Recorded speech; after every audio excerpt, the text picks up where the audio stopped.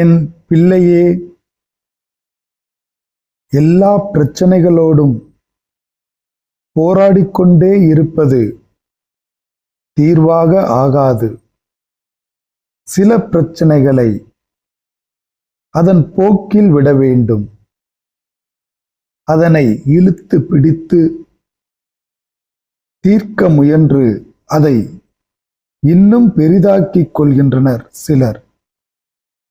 சிலவற்றிற்கு காலமே மருந்து. அதை பொறுமையாக விட்டால் தானாக சரியாகும். இன்று நீ நினைத்தது நடக்கும். எனவே நினைப்பது நன்மையானதாக இருக்க வேண்டும். உன் எண்ணத்தை கவனி. அதில் உள்ள எதிர்மறை சிந்தனைகளை அகற்று. நேர்மறை எண்ணங்களை சேர்த்துக்கொள். நடக்குமா என்று சந்தேகம் உன் மனதில் இருக்கிறது. நடக்கும். என்னை தியானி. நான் நடத்தி தருவேன். கவலையோடு செய்யும் முயற்சிகளை மனதை மகிழ்ச்சியாக வைத்து செய்து பார். நிச்சயம் அந்த முயற்சி வெற்றி தரும்.